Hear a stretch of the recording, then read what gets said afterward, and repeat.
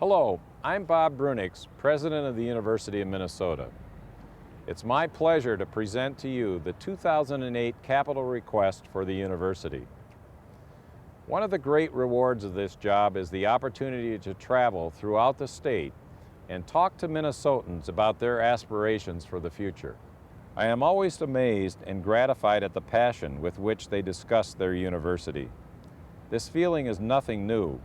Our founding fathers had such strong passion for higher education that just 2 years after Minnesota became a territory, they chartered the university.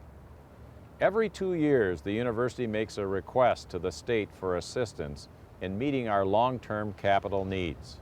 The university has a rigorous approach to capital planning that ensures our requests include essential projects that will serve our students and the citizens of Minnesota for generations to come.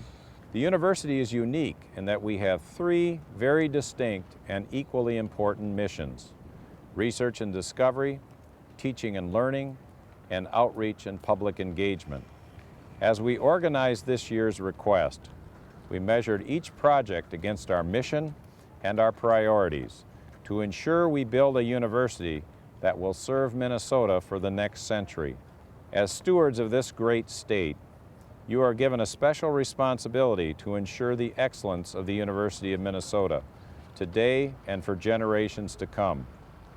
We believe that the projects in this request meet that lofty ambition. For more than 150 years, we've built a strong and productive university across Minnesota in close partnership with the state.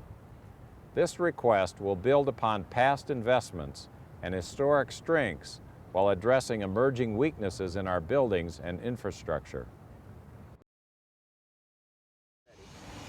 Wow, those dioramas at the BellMuseum were really cool. I wonder what's going to be in the new BellMuseum. The BellMuseum is Minnesota's official natural history museum, established by statute in 1872.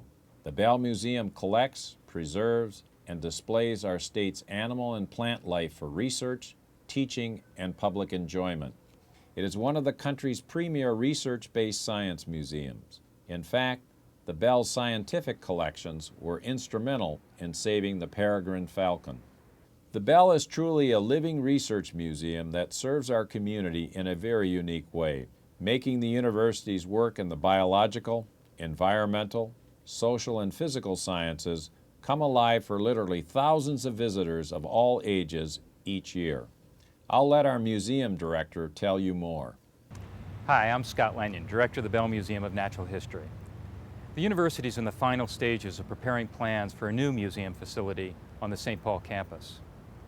The new facility will be the gateway to the St. Paul campus, and visitors will have easy access not only to the Bell Museum, but to the Raptor Center, Equine Center, the Bee Lab, greenhouses, and the display garden, all great places to visit. The building we're in now was built in the 1930s.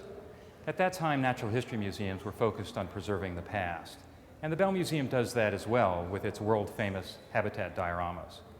These dioramas will be preserved in the new facility we're building on the St. Paul campus. In the new museum, we'll create interactive displays and exhibits that inspire inquiry and bring people closer to their natural world. Young and old alike can learn from the state's largest collection documenting Minnesota's biodiversity.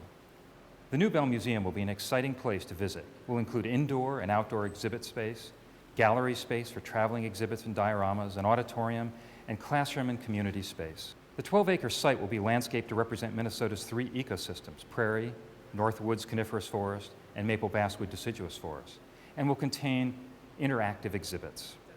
The building and landscape will be designed to attract wildlife and will include trails, ponds, observation posts, and a range of nesting sites. And will incorporate sustainable building design in the new building. We've already done some planning in this end. In fact, we won the highly competitive Kresge Foundation Green Building Grant to develop these plans. It's exciting to look forward to that first day in the new building, when we can continue the museum's decades-long tradition of educating Minnesota's teachers, students, and indeed anyone with a thirst to learn about the natural world.